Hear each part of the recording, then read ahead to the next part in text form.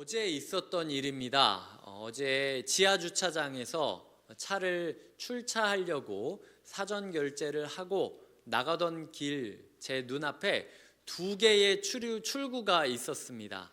하나는 정산을 완료한 사람이 서는 라인이었고요. 그 앞에는 차가 두 대가 있었습니다. 한쪽은 정산을 하지 못한 사람도 계산을 하고 나갈 수 있도록 사람이 있는 부스가 있는 곳이었고요. 그곳은 차가 네 대가 있었습니다. 저는 이미 정산을 끝냈기 때문에 오른쪽에 차를 출차를 하려고 기다리고 있었습니다. 그런데 1분이 지나도 2분이 지나도 3분이 지나도 앞에서 안 빼지는 겁니다. 자세히 살펴보니까 제 앞차에 있는 그 차주가 결제를 다 했다라고 생각했는데 할인을 못 받았나 봐요. 그래서 막 닿지도 않는 손을 뻗어가지고 눌러대면서 나 할인 받아야 되는데 적용이 안 됐다라고 이야기를 하면서 직원 와가지고 할인 좀 해달라라고 이야기하는 상황이었습니다. 그렇게 시간이 흘러가는 동안 제 왼편에 있었던 네 대의 차는 이미 다 올라가 버린 상태고요. 새로운 차들도 계속해서 들어오고 있는 중이었습니다. 갑자기 제 앞에 있던 차가 하얀색 큰 차였는데 그 차가 빵 소리를 내면서 이 옆으로 꺾기 시작했습니다. 참다 3, 4분이 지나니까 못 참고 이제 앞차주한테 화를 내면서 차선을 끼어들기 시작한 것이죠. 이쪽으로 오른쪽으로 나가는 출구는 제가 원래 가려던 길이었고 왼쪽으로 나가는 출구를 나가면 저는 한 블럭 돌아서 집으로 가야 되는 상황이었습니다. 저는 어떻게 했을 것 같으십니까? 저는 경적을 울리지 않고 옆으로 끼어들었습니다. 네, 그래서 왜냐하면 언제까지 이분이 이러고 있을지 감이 안 오는 거예요. 그리고 저도 뒤에서 막 빵빵거리는데 괜히 제가 잘못한 것도 아닌데 그 욕을 내가 먹을 수는 없겠다라는 생각이 들어서 나가게 되었습니다. 제가 나가고 나서 얼마 뒤에 이게 다시 해결이 돼서 열렸을 수도 있어요. 굳이 제가 무리해서 옆에 차선 욕을 먹으면서까지 끼어들 필요가 없었을지 모릅니다. 하지만 그럼에도 불구하고 제 마음 가운데는요, 야, 3, 4분이나 기다렸으면 충분한 거 아니야? 라는 마음으로 저 또한 그렇게 끼어들면서 그 자리를 피하게 되었다라는 것이죠. 우리 주변에요, 무례한 사람들이 굉장히 많습니다. 요즘은 신방을 하다 보면은 집에 교패 붙이는 것도 두려워하는 분들이 있어요. 왜냐하면 층간소음 문제가 굉장히 많은데 윗집에서 문제가 있을 때 그 이야기를 했다가 너 어디 교회 다닌단 말이야? 내가 기억하고 있을게. 이런 이야기를 들으면 마음이 서늘해지고 밑에 집에서 갑자기 올라왔다가 나는 조심조심 했는데 요즘은 층간소음이 바로 떨어지는 게 아니라 몇 층 사이로 떨어질 수도 있거든요. 나는 아무도 없었는데 내 윗집이나 윗윗집이나 아니면 옆집 때문에 이 소리가 이어져 가지고 될 수도 있어요. 근데 딱 곁에 있는 교회 네 기억해 둔다 라고 해가지고 쳐들어올까 봐 무서워가지고 교패 못 붙이시는 분도 있습니다. 그런 게 우리의 마음 가운데 있는 이 시대에 대한 한편의 예라고 부를 수 있는 거죠. 마트에서도요, 장을 보다 보면 딱 계산이 나오지 않습니까? 어디 쪽에 서야 가장 빨리 계산하고 나올 수 있을지, 그게 얼마 걸리지도 않는데 여기는 몇 개를 뒀으니까 시간이 길 것 같고 이쪽은 왠지 앞에 서 있는 사람이 굼뜰 것 같고 그래서 좀 멀더라도 달려가 가지고 저기서 계산해야겠다라고 해서 달려갔는데 오히려 제가 지나쳤던 곳에서 계산이 빨리 끝내면 왠지 손해보는 것처럼 제 마음 가운데서도 화가 일어나기도 합니다. 우리도 모르게 마음에 화를 품고 살아가고 있고요. 수많은 무례한 경험들을 받아가면서 살아가고 있는 삶이라는 것이죠. 이 비프라고 이야기한 제목의 미국 드라마가 있습니다. 2023년도 최고의 미국 드라마다라고 불려질 정도로 이 미국 드라마 시상식이 권위 있는 게 3개가 있는데요. 에미상, 골든 글로브상, 그리고 크리틱스 초이스라는 상이 있습니다. 이 3개의 시상식에서 이 비프라는 이름의 미국 드라마가 다 수상을 여러 개를 했던 그 기사를 보았습니다. 그럼에도 불구하고 제가 한동안 이 드라마를 보지 않았고 아직도 제가 이 드라마를 완결까지 보지 않은 이유가 있는데요. 제가 아시다시피 영화나 드라마를 굉장히 좋아해서 어지간하면 나온 것들은 보거든요. 그렇게 수상했는데도 제가 보지 않은 이유가 무엇인가?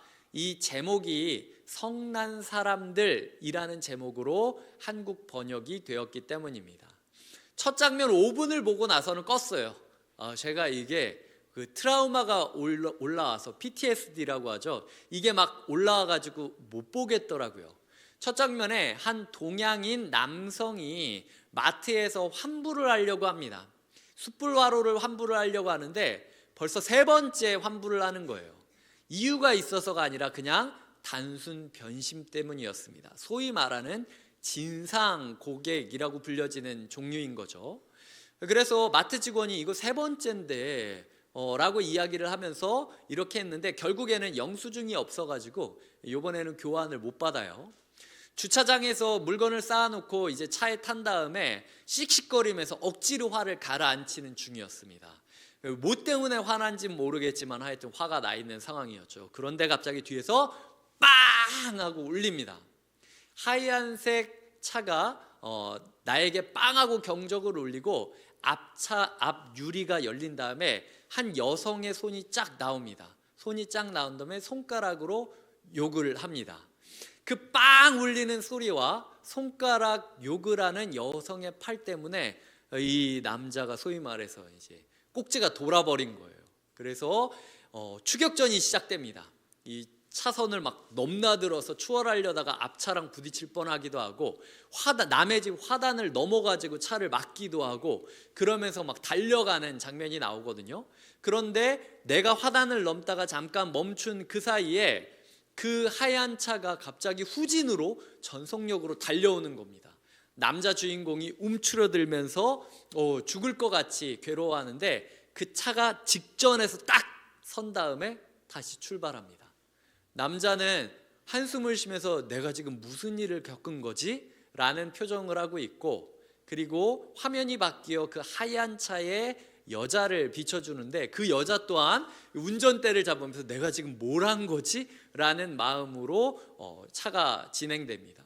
그 상황 가운데 남자는 그 여자가 탄 차의 차 번호를 외우면서 첫 장면이 끝이 나요.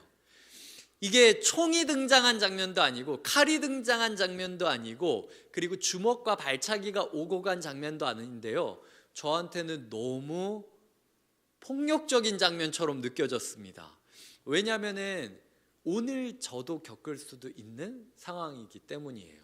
갑자기 윗집에서 찾아오거나 갑자기 아니면 마트에서 누군가가 반말로 욕을 한다거나 저도 길을 가다 보면 뭘 하고 있을 때 알지도 못하는 분이 저에게 욕을 하면서 아니면 반말을 하면서 참견을 할 때가 있어요. 그럼 제 마음 가운데 저도 반말을 하고 싶은 욕구가 생기거든요.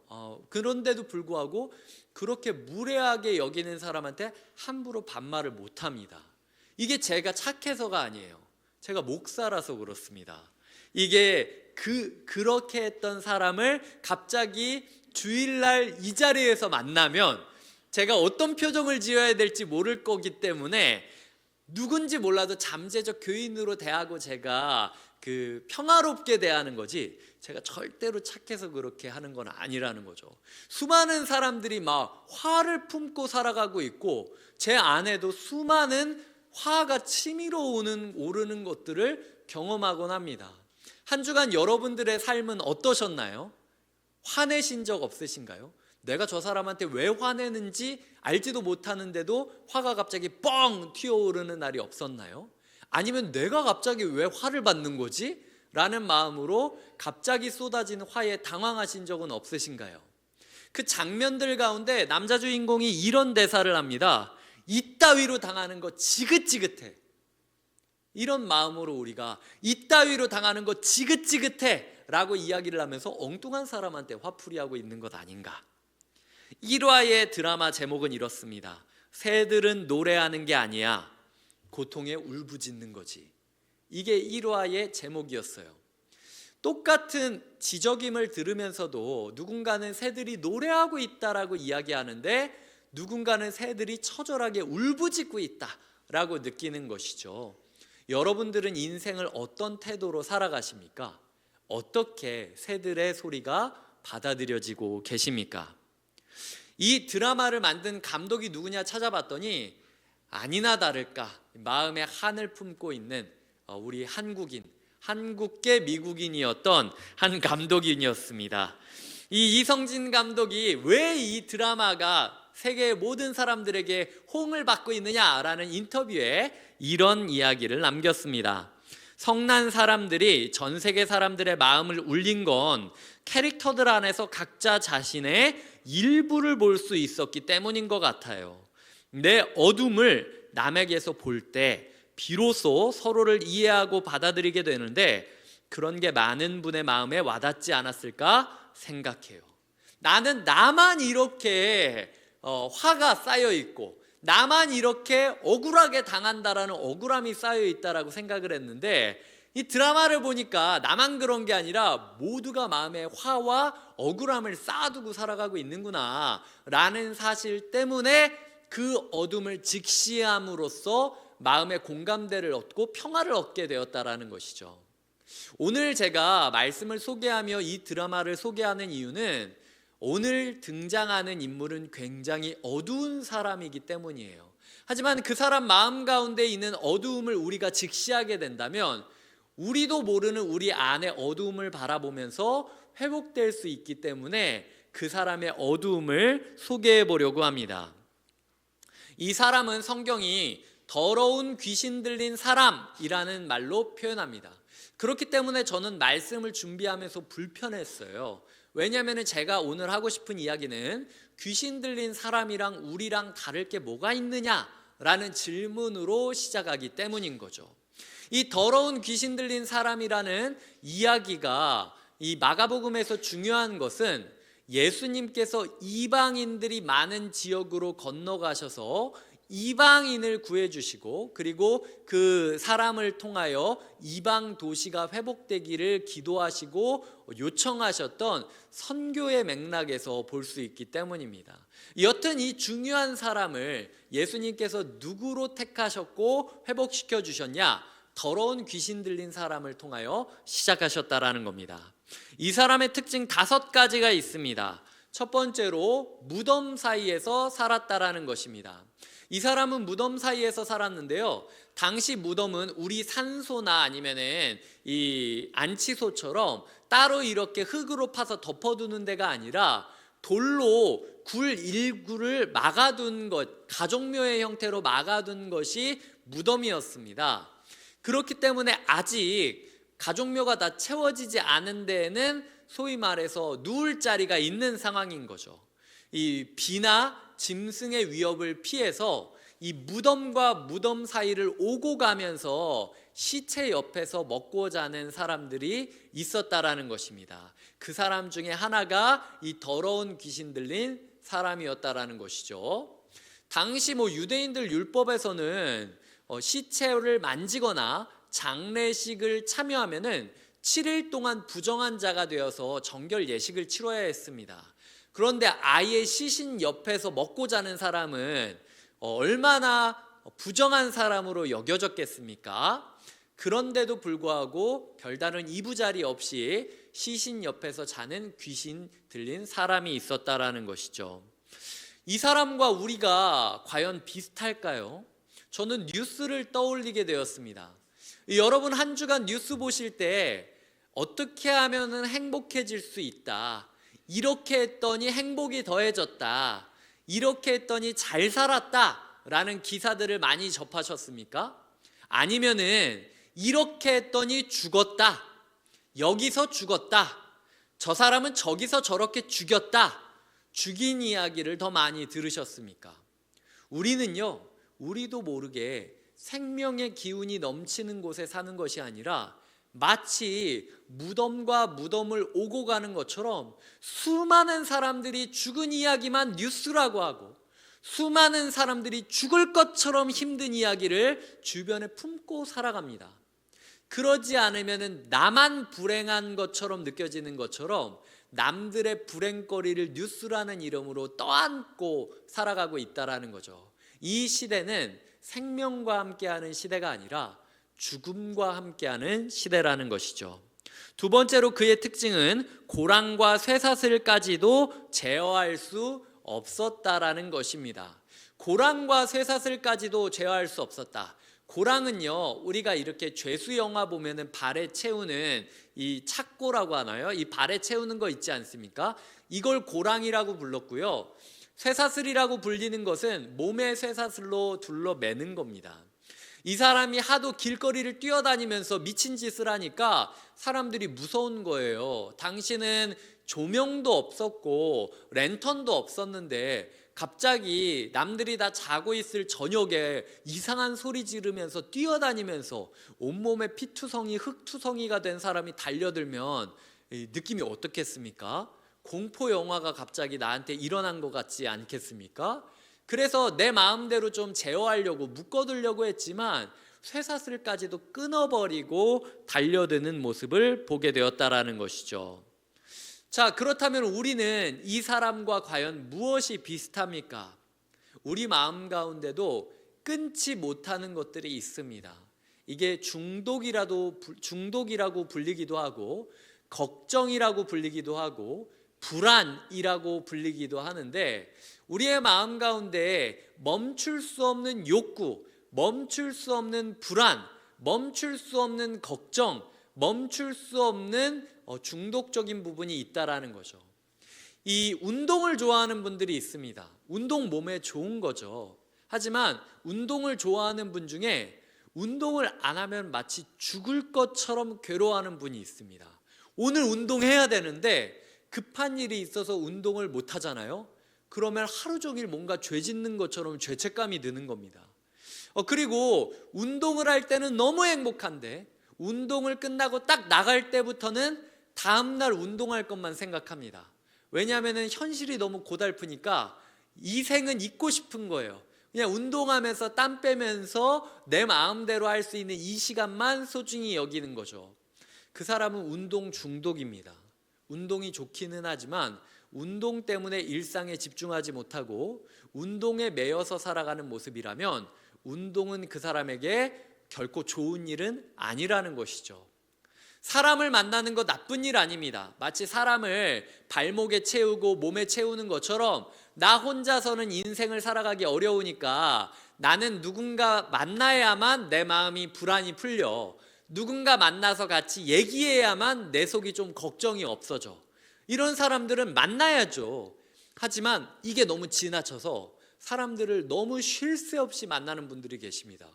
제가 봤을 때 무리하다 싶을 정도로 너무 많이 만나는 거예요. 그리고 만남과 만남 사이에 걱정이 너무 커져가지고 기다리지 못하고 전화하면서 나 지금 위해서 기도해 달라고 하는 분들도 있다라는 것이죠. 사람 만나는 거 나쁜 거 아닙니다. 만나야죠.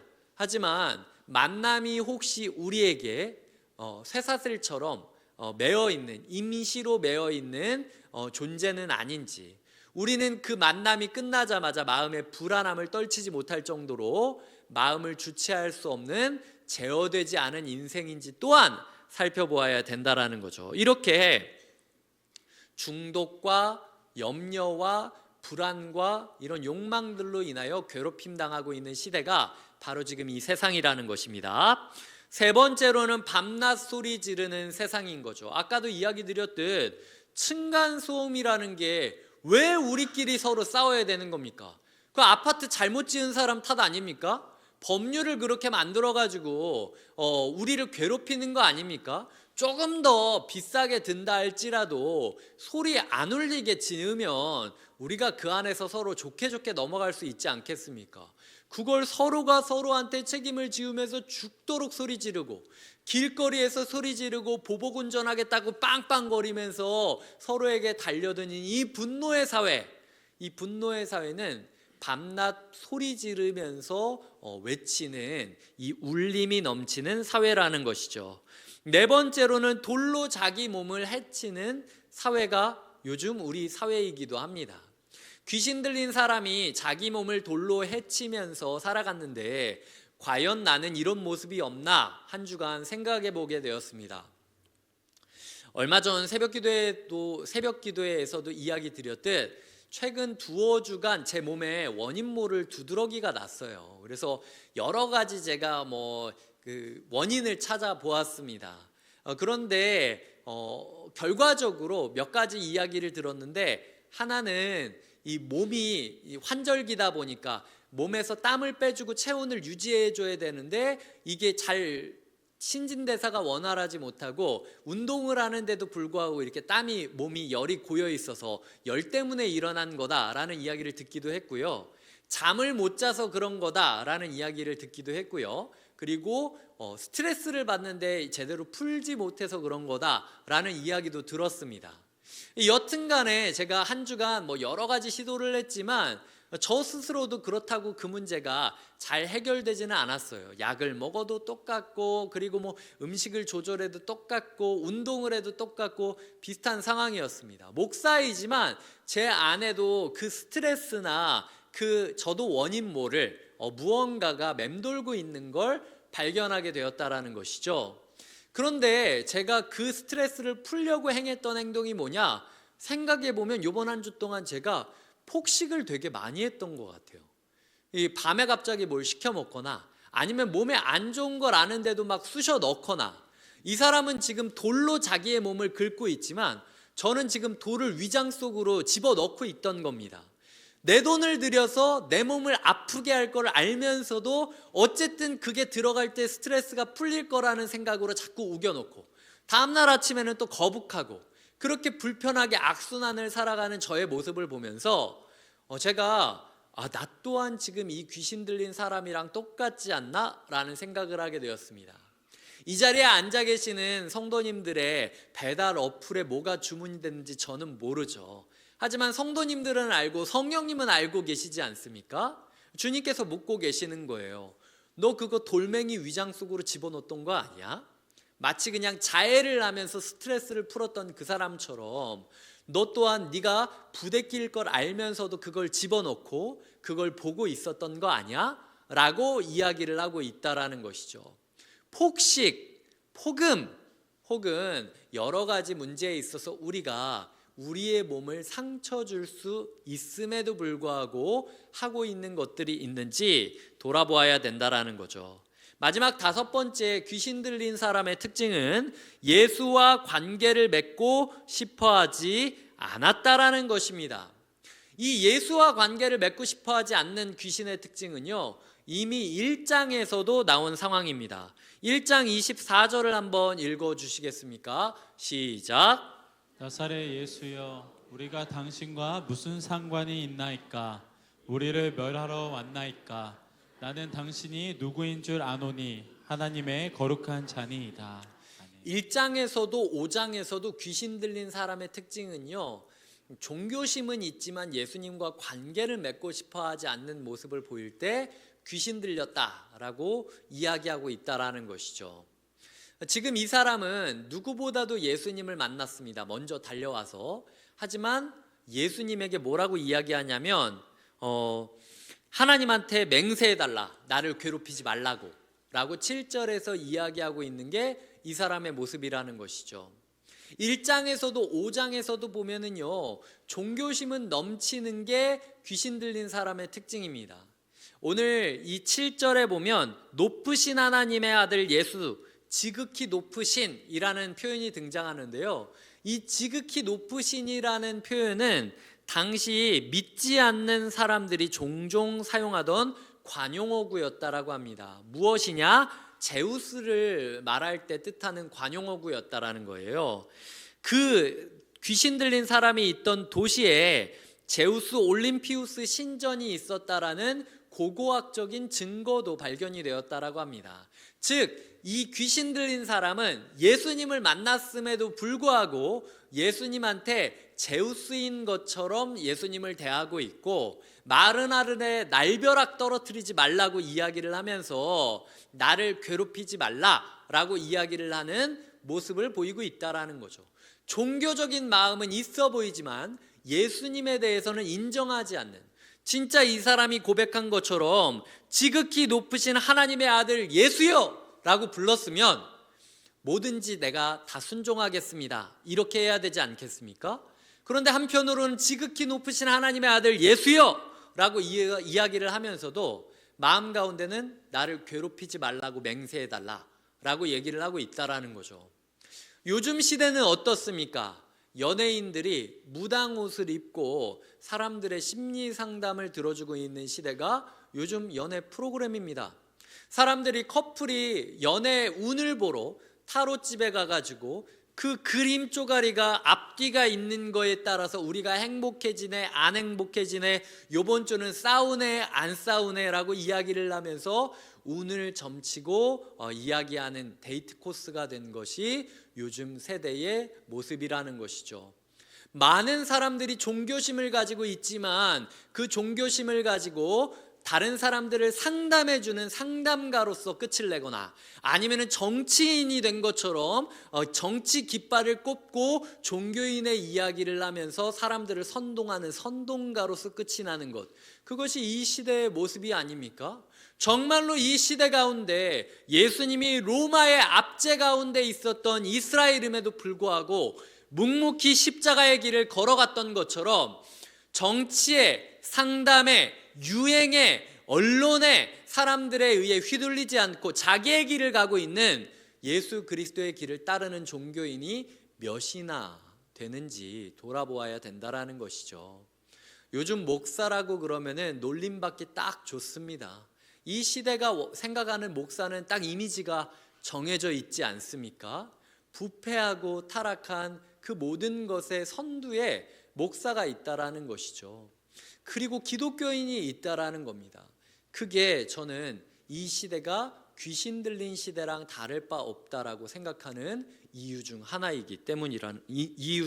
하나라는 것이죠. 자, 아까 이야기 드렸듯 우리 또한 생명의 이야기보다 죽음의 이야기 속에서 더 오래 살아가고 고랑과 쇠사슬까지도 제어할 수 없을 정도로 우리의 마음 가운데 주체할 수 없는 충동과 염려와 불안과 중독 증세가 있다라고 이야기 드렸습니다. 밤낮 소리 지르는 것처럼 길거리를 가든 집안에 있든 소리 지름이 멈추지 않을 정도로 분노가 채워져 있고요. 돌로 자기 몸을 해치는 것처럼 자기 파괴적인 행동들이 보여짐을 이야기 드렸습니다. 마지막으로 종교심은 넘치지만 예수와는 관계 맺고 싶어하지 않는 사람들처럼 그 어떤 시대보다도 종교심에 대한 이야기는 넘치지만 오히려 기독교보다도 무속신앙적인 모습이 더 판을 치는 이 시대가 어쩌면 그 시대보다 더 귀신 들린 시대와 동일하다는 이야기를 드리고 싶었다라는 것이죠. 하지만 오늘 제가 주목했던 것은 여기서 한 걸음 더 나간 이야기입니다. 그건 그럼에도 불구하고 이 사람은 구원받았다라는 것이죠. 이것이 복음입니다. 주님께서는 오늘 우리에게 말씀하십니다. 예수를 만나니라. 지금 예수님이 그 배에서 내렸을 때 2절에 보면 배에서 내리자마자 곧 예수를 만난 사람이 그 사람이었다라는 거죠. 왜 그 사람은 귀신 들린 자로서 이 5가지의 특징을 갖고 있었는데도 불구하고 예수님께 다가온 걸까요? 이 사람에게는 확신이 있었던 겁니다. 예수는 나 때문에 왔다. 예수는 나를 보러 왔다. 내가 무덤 사이에 숨어 있는다고 예수가 나를 피해가지 않는다. 그러니까 예수가 나한테 오기 전에 내가 예수를 돌아가게 만들어야겠다라는 결심으로 사생결단을 하면서 달려왔다라는 거죠. 이 이야기의 중요성은 뭐냐? 예수가 나를 위해 왔다라고 생각하는 사람은 거지 같은 몰골이어도 준비되지 않은 상태여도 심지어 귀신 들린 자라 할지라도 회복될 수 있다라는 이야기예요. 우리의 삶에 있어서 예수님이 나 때문에 왔다라고 생각하는 사람이 몇 분이나 계십니까? 이 예배는 나를 위해 준비된 예배라고 생각하면서 앉으신 분이 몇 분이나 계십니까? 이 설교는 나에게 주는 말씀이다라고 생각하면서 받고 있는 분이 몇 분이나 되십니까? 내 마음 가운데 미칠 것처럼 주님 날 괴롭게 하지 마십시오. 맹세해 주십시오. 라는 저항감이 들려서 어떻게든 귀를 막고 싶고 어떻게든 마음을 막고 싶고 어떻게든 삶으로 막고 싶다 할지라도 그럼에도 불구하고 마음 가운데 이 말씀은 나를 위해 준 말씀이다라고 생각한다면 반드시 그 사람은 바뀐다라는 거예요. 하지만 고개를 끄덕이고 너무 필기를 열심히 하고 웃는 모습으로 말씀을 듣고 있고 살아간다 할지라도 이 말씀이 나를 위해 준 말씀이라고 생각하지 못하는 사람은 예수를 만날 수 없다라는 거죠. 그게 중요한 차이점이었다라는 겁니다. 저는 여러분들의 지금 현 상태가 어떤지 몰라요. 여러분들이 생명력 있는 삶인지 죽음이 넘치는 삶인지 모릅니다. 여러분 안에 어떤 중독 증세가 있는지 모릅니다. 여러분 안에 분노가 쌓여 있고 다른 사람한테 뭐라고 얘기하는지 몰라요. 여러분들이 얼마나 자기를 파괴하고 있는지도 모릅니다. 여러분들이 종교심은 있지만 예수와 상관하고 싶지 않다라는 것도 제가 알 수 없습니다. 저는 그냥 이 자리에 앉아 계시니 그저 감사할 뿐인 거죠. 하지만 주님은 알고 우리는 안다라는 거죠. 주님께서 오늘 우리에게 묻고 계십니다. 너 나를 만나러 왔니? 너 내가 널 만나러 온 걸 알고 있니? 너야 너 귀신 들린 자라 여길지라도 내가 너를 만나러 왔다. 그걸 알면 너의 인생에 변화가 시작될 거야.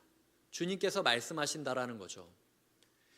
4월 20일 저의 시계는 4월 20일에 맞춰져 있습니다. 4월 20일은 우리 교회가 2022년도 4월 17일 부활주일에 시작했는데 이제 세 번째 부활주일이 맞이하는 그 부활주일의 날짜입니다. 4월 20일 부활주일 그리고 그 전에 있을 고난주간 특별 부흥회 저는 저의 시계를 그곳으로 맞췄습니다. 지난주에 이 고난주간 특별 부흥회 오실 목사님과 통화를 나눴습니다. 우리 교회 상황에 대해서 이야기를 드렸어요. 왜 표를 이걸로 지어야 했는지, 성도님 각각의 로마를 찾기 위하여 애쓰고 계시는 그 이유가 무엇인지, 십수년이 지났는데도 변화되지 않은 가족을 보면서 아니면은 나의 변하지 않은 인생을 보면서 더 어그러지고 있는 삶을 바꾸기 위하여 어떻게든 복음이라는 돌파구를 찾기 위하여 애쓰고 계시는 성도님이 있고 그 성도님들이 어떻게든 사셔야 되기 때문에 복음으로 살라, 이 살라라는 뜻이 복음으로 살아나라는 뜻이기도 하고 복음으로 살아가자라고 하는 뜻이기도 하다라고 이야기를 드리면서 우리 성도님에게 가장 귀한 말씀을 전해주시기를 부탁드렸습니다. 이분 광주에 사는 분입니다. 경기도 광주가 아니에요. 이분을 모시기 위해서 교회가 3일 동안이나 숙박을 예약을 해둔 상태입니다. 지방에 사는 분을 모셔가지고 3일 동안 잠을 재우면서까지도 전해야 되는 이유가 무엇입니까? 제가 그리고 29교회 목사님들과 함께 제가 이 부분을 이야기 나누고 어떤 분이 오셔야 될지를 이야기했을 때 이미 29교회에 이분이 와서 설교를 하신 경험도 있고 대한민국에서 이분보다 복음을 더 잘 전할 수 있는 분이 몇 안 된다라는 결론을 내렸기 때문에 무리를 해서라도 이분을 모시고 싶고 그래서 모신 상황이라는 것이죠. 이 목사님도 수많은 곳을 다니면서 집회를 하시지만요, 제가 집회 요청을 하고 상황을 이야기 드렸을 때 그냥 설교 제목이랑 본문을 딱 주신 것이 아닙니다. 자기도 들었으니까 이제 기도해 볼 테니까 요번 주 화요일이나 수요일까지 시간을 달라. 그러면 곁에 있는 교회에게 필요한 메시지가 무엇인지 나도 고민해 보면서 3번의 메시지를 전할 준비를 하겠다 라고 이야기를 하시면서 그분 또한 익숙하지 않은 그 식상하지 않은 집회가 되기를 꿈꾸면서 기도하고 계신다라는 거죠. 이분 제가 외부에서 설교하신 영상들을 찾아봤는데요, 기본적으로 1시간에서 1시간 10분이 넘습니다. 제가 기억하기로는 우리 교회에서 1시간 넘게 설교한 적이 제가 없어요. 그리고 외부 강사도 없습니다. 그렇기 때문에 진짜 제대로 된 말씀을 듣는 시간이 그 시간이 될 거고요. 여태까지 말씀에 목말랐던 분이 있다면 진짜 제대로 듣는 시간이 그 시간이 될 수도 있을 겁니다. 저는 제가 목사인데도 불구하고 지금부터 한 달 전인가부터 이미 그 목사님이 다른 교회나 아니면은 방송국에서 강의하셨던 영상들을 찾아보면서 이미 예습하면서 은혜를 받고 있는 중이에요. 그 은혜가 지금 여러분에게도 흘러가고 있는 중입니다. 여러분의 시계는 언제로 맞춰져 있습니까? 배가 지금 오고 있어요. 배가 오는데 이 배가 오는 거는 나를 위해 오는 거다라고 생각을 해서 달려가는 사람이 있고요. 그 배는 뭐 매년 왔으니까, 매년 고난주간 오니까 라고 생각을 하고 그냥 자기 할 일 하고 있는 사람이 있습니다. 준비되지 않았어도, 귀신 들렸다 할지라도 나를 위해 온 예수라고 생각하고 만나면 180도 바뀌는 게 성경의 법칙입니다. 저는 여러분들이 고난주간 특별 부흥회와 부활주의를 위하여 영적인 시계를 맞춰주시기를 바라요. 그래서 나의 리듬을 그 지표에 맞추고 나의 신앙생활을 그 지표에 맞춤으로써 기대하는 마음으로, 준비하는 마음으로 그 시간을 맞이하시기를 부탁드립니다. 적어도 확실한 건 이 사람까지도 예수님을 만나 변화해야 됐다면 기대하는 자에겐 주님께서 반드시 은혜를 주실 것입니다. 기도하시겠습니다. 하나님 아버지 감사합니다. 주님, 우리가 주님 앞에 섭니다. 우리가 잘난 것처럼 살아가고 있지만 사실은 귀신 들린 자와 다를 바 없었다라는 사실을 기억하게 하여 주시고, 한편으로는 그런 사람조차도 예수를 만나고 나니 바뀌었다면 나 또한 나의 의로움이, 나의 행동이 나를 구원해 주는 것이 아니라 나를 찾아오신 예수 그리스도의 은혜로 말미암아 내가 바뀔 수 있음을 깨닫게 하여 주시옵소서. 주님, 우리의 영적 시계를 조율합니다. 하나님께서 우리가 예수를 만나러 달려오게 하여 주시옵소서. 예수님의 이름으로 기도드립니다. 아멘. 함께 찬양하며 성령을 구하겠습니다.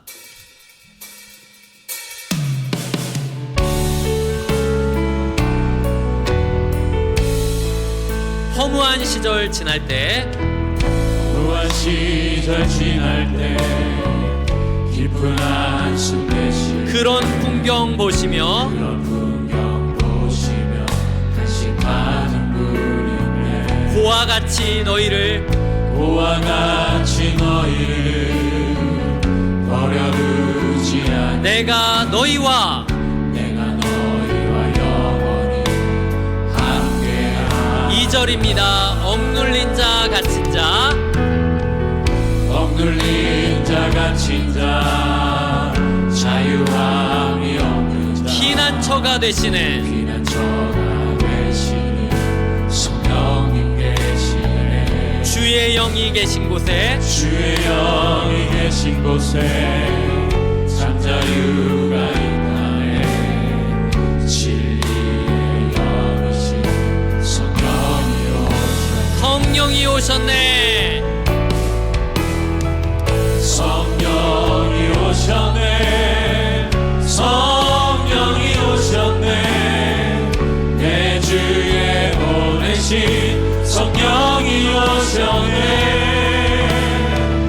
우리 인생 가운데 친히 찾아오셔서 그 나라 꿈꾸게 하시네. 성령이 오셨네. 성령이 오셨네. 성령이 오셨네. 성령이 오셨네. 내 주에 보내신 성령이 오셨네.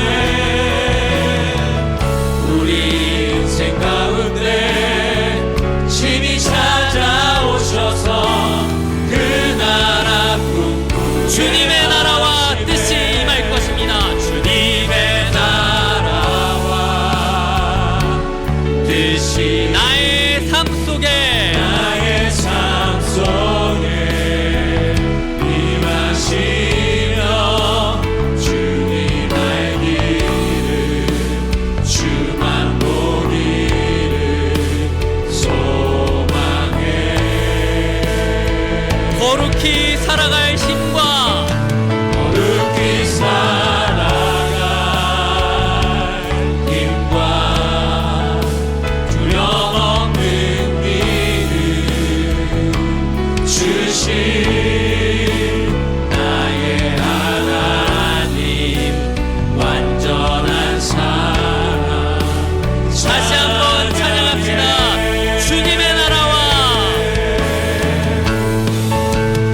주님의 나라와 뜻이 나의 삶 속에 임하시며 주님 알기를 주만 보기를 소망해. 거룩히 살아갈 힘과 두려움 없는 믿음 주신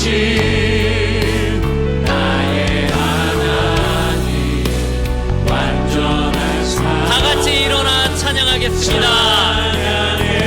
찬양하리 만군의 주, 찬양하리 만군의 주, 영원히 함께하시네. 존귀하신 사랑의 왕 영원히. 다시 한번 찬양합니다.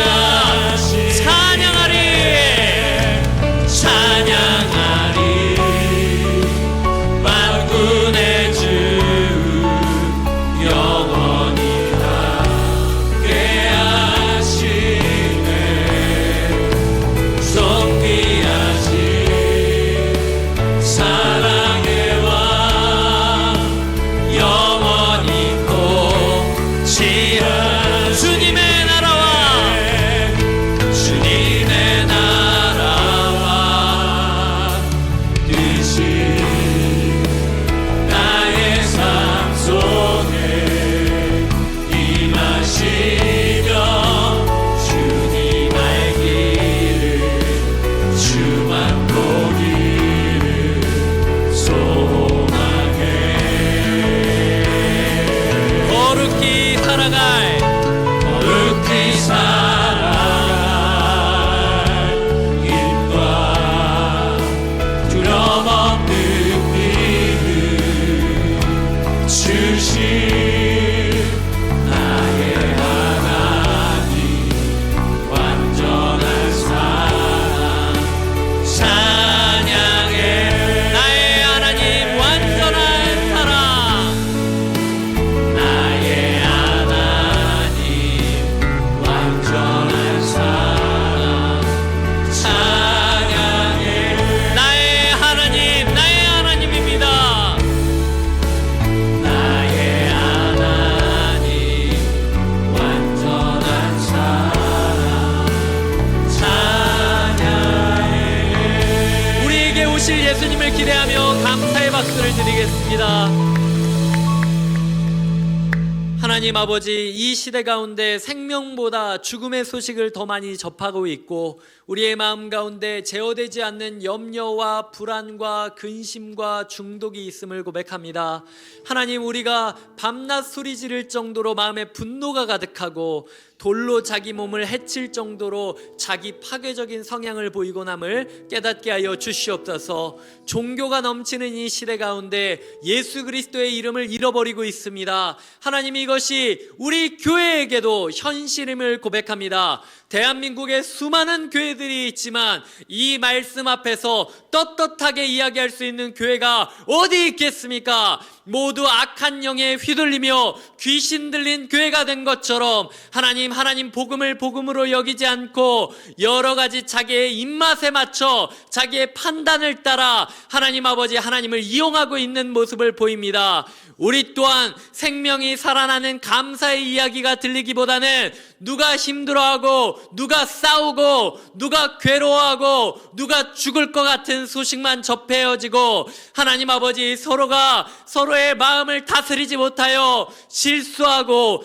상처 주고 외면하고 힘들어하면서도 그럼에도 불구하고 주님께 찾아오는 것이 아니라 주님 나와 상관하지 마옵소서, 나를 맹세하사 나를 더 이상 괴롭게 하지 말라고 외치는 그 사람의 모습이 우리 교회의 모습이기도 하고 대한민국 교회의 모습이기도 함을 고백합니다. 하나님 아버지, 우리가 있는 모습 그대로 주님께 다가갑니다. 하나님 아버지, 이 말씀이 나에게 주신 말씀임을 기억하게 하여 주시고, 하나님 아버지, 이렇게 거지 같은 몰골이라 할지라도, 준비되지 않은 태도라 할지라도 주님이 나를 위하여 이 예배를 준비하셨고, 나를 위하여 곁에 있는 교회를 준비하셨고, 나를 위하여 고난주간 특별 부흥회와 부활주의를 준비하셨음을 믿고 달리게 하여 주시옵소서.